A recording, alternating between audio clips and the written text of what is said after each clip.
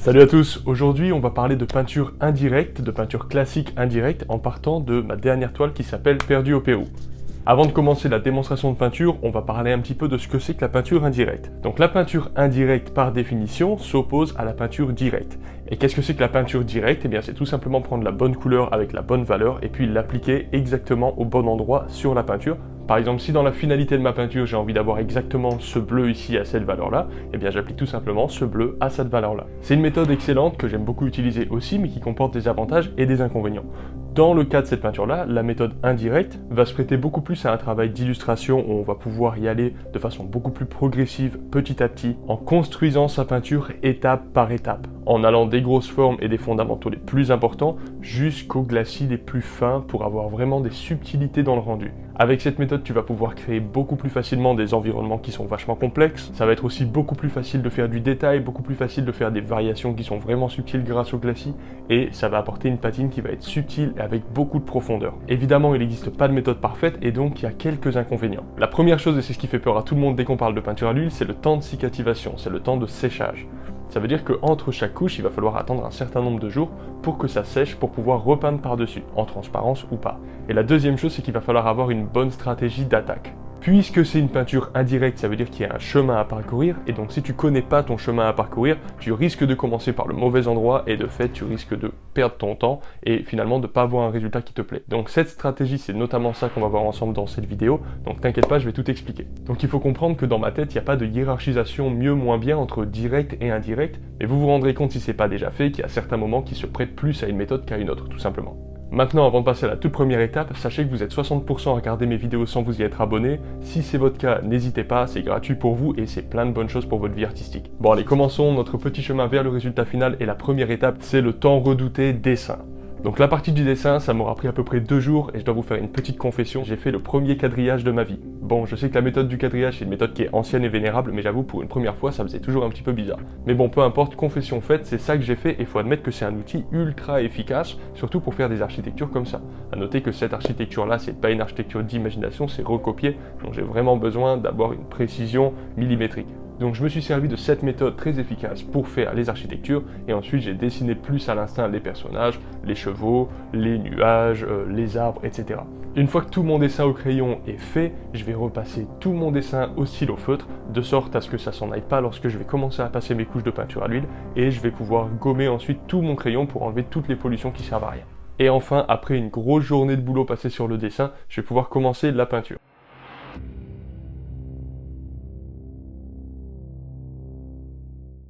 Alors les amis, on va commencer. Et maintenant ça va être très simple, je vais juste prendre un petit peu d'essence de pétrole, du liquin à peu près à 50-50 et on va juste badigeonner ce mélange sur le blanc du bois. Le but c'est d'enlever le blanc et de me donner une base sur laquelle travailler. Donc comme vous pouvez voir là je fais 2-3 modifications, je rajoute un peu du foncé ici et là, j'enlève un petit peu de la peinture aussi. En fait à la base je pensais faire une base de marron comme ça et puis enlever du marron ou alors en rajouter pour travailler mes valeurs avant de commencer la peinture. Et puis finalement je me suis dit c'est pas vraiment nécessaire de faire ça, je vais commencer directement par la grisaille. Le type de stratégie que tu vas adopter ça va dépendre un petit peu de ton degré de confiance par rapport à la première étape. Si par exemple tu sais exactement où est-ce que tu veux placer tes valeurs ou alors que tu en as au moins une très bonne idée, t'as pas nécessairement besoin de faire une sous-couche avec toutes tes valeurs dessus. Si au contraire tu sais pas forcément et que tu as envie d'expérimenter différentes choses et d'y aller plus progressivement, et bien là justement ça peut être intéressant. Donc il faut essayer de s'écouter et de trouver un petit peu à chaque fois la méthode optimale pour une peinture ou pour une autre finalement.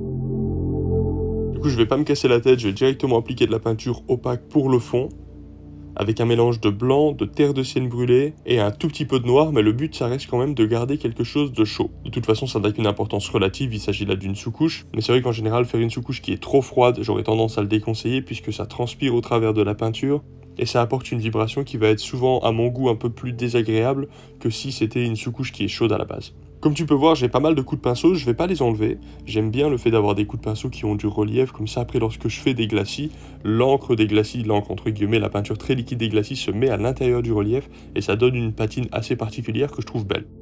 Pour le moment, ce qui compte pour moi, c'est simplement d'appliquer une bonne couche opaque de partout, où je commence à construire un petit peu de relief, et où je fais bien en sorte que mon ciel soit bien clair de façon à ce qu'il reste en arrière-plan, en fond. Donc là on peut voir que dans mes petites variations clair foncé, je rajoute quand même pas mal de peinture. Et ça c'est vraiment une question de choix artistique, ça n'a pas vraiment d'importance, c'est à chacun de décider la texture de la peinture que tu as envie. Avant j'adorais les peintures super plates, super lisses. Maintenant j'aime bien les peintures qui ont un certain relief. Certaines personnes aiment les peintures au couteau qui ont des croûtes de 2 cm. Ça c'est toi qui vois. Dans cette étape de grisaille de la peinture, le but ça va être simplement de bloquer toute sa peinture avec de la peinture opaque. Et l'avantage de faire ça c'est que c'est assez facile puisqu'il suffit de penser aux valeurs. Donc est-ce que c'est foncé, est-ce que c'est clair? Il faut penser aux règles de perspective atmosphérique, etc. évidemment. Faut garder en tête qu'une peinture en noir et blanc doit suffire à donner toutes les informations dont tu as besoin, que ce soit des informations de lumière, de perspective, d'ambiance, d'atmosphère ou d'intention dans ta peinture. La couleur apporte évidemment quelque chose, il faut pas nier ça, mais c'est de loin la partie noir et blanc la plus importante. Donc quand tu fais une création comme ça, c'est vrai que c'est assez pratique de commencer avec une grisaille. Ça permet de valider une étape de façon solide avant de passer à la prochaine. Donc tu vois, j'ai passé un certain temps à faire mon dessin, ensuite tu passes un certain temps à faire ta grisaille, et ensuite tu appliques tes couleurs sur tes valeurs, et c'est là que je trouve que personnellement ça devient plus compliqué, plus subjectif. Mais dans le fond, si tu as fait une grisaille que tu trouves intéressante et que tu la respectes au moins un minimum, tu devrais pas te retrouver avec un résultat qui part dans tous les sens. Donc c'est un peu ta ceinture de sécurité de travailler comme ça de façon méthodique. Alors un truc que j'ai fait sur cette peinture que je referai probablement pas, ou du moins le moins possible, c'est de travailler un petit peu trop dans la miniaturisation. Là mes personnages sont trop petits, les chevaux aussi, c'était pas évident de faire des formes comme ça qui ressemblent à des choses un petit peu sérieuses de cette taille. Donc clairement je pense que pour une peinture avec ce degré de détail, ce genre de finition, etc. et le type de bâtiment qu'il y a dessus, il faudrait avoir une toile qui est au moins 4 fois plus grande, de sorte à se sentir un petit peu à l'aise. C'est vrai que quand tu peins comme ça en miniaturisation, il y en a qui adorent ça, mais c'est vrai que tu te sens un petit peu étriqué, c'est un peu petit. Alors maintenant que je suis satisfait avec les valeurs et les variations que j'ai fait de foncé et de clair, on peut même voir aussi bien sûr que j'ai travaillé un petit peu sur le chaud, sur le froid et tout. C'est pas juste fait en noir et blanc quand même, mais néanmoins ça reste focalisé sur les valeurs. Eh bien je vais commencer à travailler le ciel en couleur. Donc là tu vois la peinture que je suis en train d'appliquer, elle est quand même pas mal plus claire que le fond. Évidemment c'est pas forcément un problème de le faire comme ça, juste il faut en être conscient. Et puis surtout je vais commencer à appliquer un peu plus de saturation.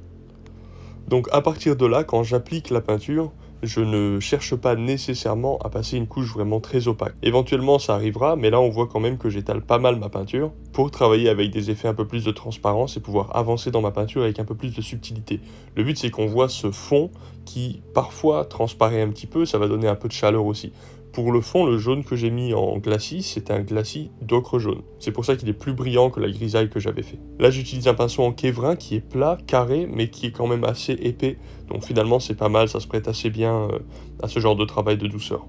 L'avantage d'avoir fait ma première couche justement avec un petit peu d'épaisseur, comme on peut voir sur les reflets de lumière, c'est que maintenant, je me sens pas l'obligation de rajouter l'épaisseur. En fait, quand tu travailles ton épaisseur, tu as plusieurs stratégies. En général, les gens font de très fins, de très liquide, de très délié, et petit à petit il monte vers l'épaisseur et on met un petit peu des croûtes épaisses vers la lumière. C'est une technique qui est très très bonne, il n'y a pas de problème avec ça, et que je vais moi-même utiliser dans cette peinture à un certain moment. Et dans la mesure où moi personnellement j'aime bien travailler avec des choses de plus en plus transparentes au fur et à mesure que j'avance, ça veut dire par définition que je peux pas rajouter de l'épaisseur à la fin de ma peinture, du moins pas partout. Donc puisque j'ai envie d'avoir un jeu de matière, un travail de la matière un petit peu partout, eh bien je vais travailler ma matière sur la première couche ou sur les 2 ou 3 premières couches pour ensuite pouvoir travailler mes transparences sur la matière que j'aurais déjà travaillée comme j'ai expliqué auparavant. Alors maintenant que le ciel est terminé, on voit bien ce ciel qui est quand même pas mal désaturé. J'ai fait exprès de ne pas avoir un bleu trop puissant, de sorte à pouvoir toujours l'accentuer par la suite. Je préfère commencer avec du désaturé et puis saturer ensuite, c'est très très facile de sursaturer une peinture. Si vous connaissez pas, c'est une place qui est à Montpellier qui s'appelle la place du Pérou, qui est vraiment très très belle. Et donc on a cette magnifique statue et puis ce bâtiment qui est en fait un château d'eau. Et là pour le coup je vais prendre mon temps, c'est un travail assez minutieux, j'avais envie de faire une peinture qui était quand même pas mal précise. Ça aussi ça va jouer avec la taille de la peinture, plus il y a de détails sur une petite peinture, plus ça va être compliqué d'avoir un style un petit peu détendu avec des coups de pinceau plus francs. C'est sûr que là ça demande quand même d'être plutôt précis. Donc là finalement ce que j'avais fait dans un tout premier temps, c'est que j'avais fait mon château d'eau dans des valeurs qui étaient pas trop foncées, pas trop claires. Et là je ne fais que travailler mes zones les plus foncées avec un encore plus petit pinceau, en commençant par l'opaque jusqu'au transparent. Donc en fait j'applique un petit peu des glacis foncés sur mon château d'eau, de sorte à en fait refaire sortir toutes les zones les plus foncées du château d'eau. Il faut quand même garder en tête la perspective atmosphérique et pas mettre des zones qui soient trop noires non plus, parce qu'il est quand même assez distant de nous. Donc après, quand tu fais ça, tu as deux options finalement. C'est ou tu vas prendre une peinture qui va être quand même plutôt très liquide et très foncée, ce qui va te permettre de l'appliquer en transparence et de fait de pouvoir gérer les valeurs de cette façon, ou alors tu vas faire une peinture qui va être de la teinte désirée, mais du coup pas trop foncée non plus et opaque. Et de fait, tu vas travailler en opacité, éventuellement tu vas pouvoir travailler des coups de pinceau avec plus de franchise. Ça dépend des goûts, ça dépend de ton désir. Est-ce que tu veux travailler en relief ou pas? Est-ce que tu as envie d'avoir la subtilité des glacis ou la franchise d'un coup de pinceau opaque et tout? Encore une fois, ça relève d'un choix artistique personnel. Alors souvent je vous raconte de la puissance des glacis et des couleurs désaturées. Là je suis en train de passer un glacis d'ocre jaune.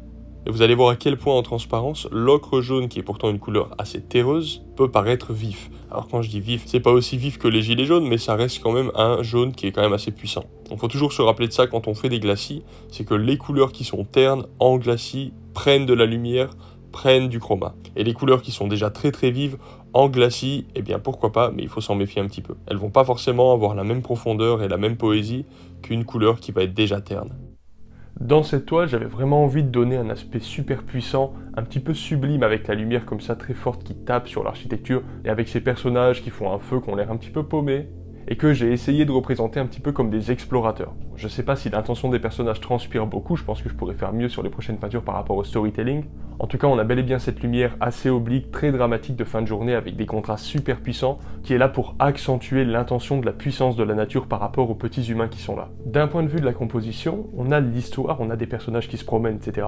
Mais on se rend bien compte que c'est pas eux la partie la plus importante de la peinture. Ils sont là pour apporter de la vie et ils sont là pour faire en sorte que nous-mêmes, en tant qu'humains, on puisse se projeter à l'intérieur de la peinture. Mais la puissance, la force et l'intention de cette peinture, l'intensité, vient de la lumière et de l'éclairage. Et ça nous donne quelque chose. Si tu mets plus de puissance dans le ressenti de la peinture, dans la lumière et dans l'éclairage qui vient du ciel, ça signifie que c'est la nature et le soleil qui est plus puissant que l'humanité qui se trouve dans ta toile. En second, d'un point de vue de la puissance, on a évidemment les architectures qui sont fortes, monolithiques, avec une lumière qui est flash dessus. Toutes ces choses-là sont des choix de composition qui vont indiquer un message dans la peinture. On va d'abord mettre en premier plan la nature qui va être la chose la plus puissante, puis la civilisation, puis la dimension individuelle avec ces personnages qui se baladent qui ont l'air un peu paumés. C'est un choix et ça pourrait avoir été complètement différent. Par exemple, avec la même scène mais avec un cadrage différent plus sur les personnages, sans la lumière du ciel parce que c'est trop nuageux et avec la lumière du feu qui aurait donné beaucoup plus d'importance, on aurait eu la source de lumière qui aurait été le feu, les personnages les plus directs éclairés, le début des marches d'escalier et puis ça aurait été tout. Et donc juste en changeant le cadrage et la source de lumière, on change complètement le ressenti et le storytelling de la peinture finalement. Allez, je vais continuer de sculpter un petit peu notre château d'eau, et là pour le coup je vais partir sur des couleurs claires. Donc quand je pars sur des couleurs claires, pour le coup je vais plutôt avoir une couleur opaque, tout le temps ou presque tout le temps. C'est vrai que vous l'expérimenterez par vous-même si c'est pas déjà fait. Lorsque tu veux foncer une zone, le faire avec des glacis c'est quelque chose de tout à fait approprié. Mais lorsque tu veux éclaircir quelque chose, le faire avec un glacis plus clair, d'une certaine manière ça a l'air un petit peu laiteux, ça donne quelque chose de pas forcément très joli. Donc globalement c'est pas une règle mais c'est quelque chose que beaucoup de gens font et à raison. C'est glacis pour foncer, opacité pour éclaircir. C'est ça l'idée. Donc là, c'est de la peinture opaque que j'applique, ça veut dire que je cherche mon mélange bien avant de l'appliquer. Ça veut dire que je vais faire quelque chose qui va être plus clair que les choses environnantes, tout en gardant à l'esprit que ça reste quelque chose qui est dans la zone d'ombre. Donc faut pas que j'aille trop clair non plus. Tout ça, ça joue en subtilité. Et tous les petits exercices qu'il y a sur ma chaîne, les exercices de sphère, etc., où on fait des choses qui peuvent paraître être pas importantes, et il y a beaucoup de peintres qui font pas ce type d'exercice malheureusement, et ça se ressent dans leur travail, ça sert justement, le jour où tu fais quelque chose comme ça, à connaître déjà tes fondamentaux et à pas avoir besoin de réfléchir à tous les paramètres. Parce que tu te rends bien compte que lorsque tu peins un bâtiment comme ça, tu as déjà beaucoup de choses à penser. Donc si en plus tu sais pas comment gérer tes ombres et tes lumières, eh bien ça fait trop et résultat des courses, tu fais des erreurs de débutant. Donc c'est pour ça que c'est vraiment important de s'acharner bien sur les fondamentaux, de sorte à être à l'aise et de voir les erreurs ensuite qu'on fait lorsqu'on fait une œuvre plus poussée. Et t'inquiète pas, des erreurs tu vas en faire de toute façon, moi j'en fais plein tout le temps des erreurs. Je pense que ce qui est le plus important, c'est au moins d'en être conscient, puis d'être conscient des méthodes de travail pour pouvoir les corriger, et ensuite avec le temps, la pratique, la maîtrise et puis tout ce qui va avec, forcément tu fais de moins en moins d'erreurs. Mais voilà, l'importance des fondamentaux, elle est capitale, surtout quand tu commences à faire ce type de peinture où tu as trop de choses à penser en même temps. Alors en parlant d'erreurs, vous me direz ce que vous en pensez, mais pour moi, à ce stade de la peinture, elle était dans sa forme idéale. Les bâtiments sont définis, il n'y a pas trop d'atmosphère, il n'y en a pas assez, les nuages sont suffisamment bleus. À mon sens, j'aurais dû ou j'aurais pu arrêter la peinture à cet endroit-là. Vous me direz si vous préférez ce spot numéro 1 ou alors la finalité de la peinture. Alors maintenant, je commençais à partir un peu dans des délires de composition. Je pensais depuis le début de cette peinture que j'avais envie de placer un arbre qui était posé au pied de notre ami le soldat, de sorte à montrer un petit peu que la nature aurait repris un petit peu ses droits là-dessus. Et donc je l'ai fait comme une sorte d'expérience de placer la masse, mais finalement j'aurais probablement dû le faire directement sur mon dessin et commencer à peindre de cette façon, puisque là en fait ça m'a choqué de le faire, et du coup j'ai été obligé de l'effacer. Ce qui n'est pas forcément un problème, tu peux tout à fait oser des choses un petit peu différentes, et dans la mesure où la couche sur laquelle tu es en train de peindre est sèche, eh bien, il suffit de prendre un petit peu d'essence de pétrole, de le mettre sur un chiffon et puis de tout simplement l'effacer. Ça risque de laisser un léger dépôt, quelque chose qui va se ressentir dans le fond, mais c'est pas grave, ça va rajouter un tout petit peu de verdâtre sur le fond du ciel et honnêtement, ça n'a pas posé de problème. Donc finalement, j'ai bel et bien rajouté quelques arbres, mais qui sont quand même pas mal plus loin, beaucoup plus petits, plus sur la ligne d'horizon. Je trouve ça assez sympa comme ça. Et puis je vais commencer à rajouter des rayons de soleil, des rayons de lumière. Alors pour ajouter ces rayons de lumière, ça veut dire que ce sont des glacis très fins qui sont placés sur la surface de ma peinture. D'abord, je vais utiliser comme base du blanc transparent. Ça, c'est vraiment important. Et ensuite, avant de peindre, je vais huiler ma peinture, ça veut dire que je vais appliquer un petit peu de médium dessus, et ensuite je vais peindre dans le frais. Ça va te permettre, lorsque tu peins sur une couche de peinture qui est sèche, d'avoir la sensation et le résultat comme si tu étais en train de peindre sur du frais. Alors évidemment, ça ne va pas se remélanger à la couche précédente, c'est tout le principe de peindre en multicouche, mais tu l'expérimenteras toi-même. Si tu passes un glacis sur une peinture qui est huilée ou une peinture qui n'est pas huilée, ça fait pas le même résultat, surtout lorsque c'est un glacis local. Et là, mon but, tu vois, c'est juste d'éclaircir légèrement et puis de rajouter ces effets de rayons. Je vais aussi du coup placer un glacis de perspective atmosphérique sur le château d'eau qui est au fond, et on va voir comment ça va le reculer. Donc ça va être vraiment une super fine couche de blanc transparente. Alors attention avec les glacis de blanc, c'est des glacis qui sont connus pour avoir des résultats un petit peu bizarres, mais en fait c'est pas forcément bizarre, il suffit simplement de faire des glacis qui sont très fins, avec très peu de pigments, ça teinte beaucoup, et il faut y aller progressivement. Et ça va me permettre de prendre tout mon château d'eau qui est au fond, et puis de le reculer encore un petit peu dans l'atmosphère. Et ce qui est génial avec les glacis, c'est que j'ai pas à tout repeindre, il suffit simplement de passer un petit glacis là-dessus. Ensuite, avec un sopalin, tant que c'est pas encore sec, je vais pouvoir enlever certaines parties du glacis qui est sur le château d'eau, de sorte à donner vraiment une impression de rayon.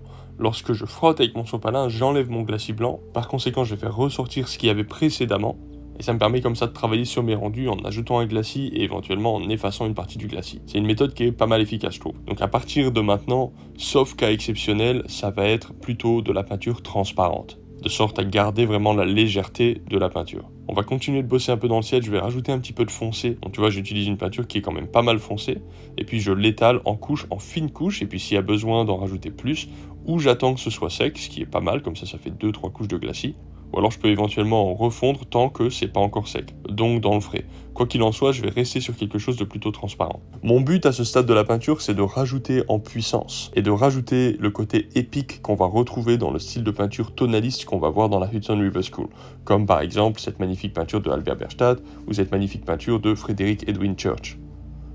On a cette atmosphère qui va être une atmosphère qui est de l'ordre du sublime, ça veut dire ce moment de contemplation devant la nature, où on est en quelque sorte dépassé par la beauté. C'est une beauté qui est tellement intense que ça peut même aller jusqu'au sentiment de crainte. Donc clairement, il ne s'agit pas de peindre un paysage tel qu'on le voit, il s'agit de faire expérimenter quelque chose de quasiment spirituel à la personne qui est en train de regarder le paysage en faisant quelque chose de très immersif et qui va nous parler à l'intérieur grâce à ces jeux de valeurs, à ces jeux de contraste et à cette ambiance, cette atmosphère qui se dégage de la peinture. Je te dis pas que j'ai réussi mon pari avec cette peinture, ce que je suis en train de te dire c'est que c'est ça mon inspiration et que c'est la raison pour laquelle je vais tonaliser plus ma peinture en exagérant des foncés, en exagérant des clairs, de façon à surcontraster ma scène et à donner ce côté théâtral.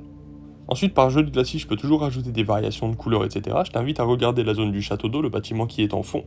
Mais la chose à se rappeler, le risque en fait avec les glacis, c'est qu'au bout d'un moment, à force d'en faire, tu finis par perdre les détails, puisqu'évidemment, même si la couche de peinture que tu es en train d'appliquer, elle est transparente, elle fait quand même office, dans une certaine mesure, de masque par rapport à la couche précédente.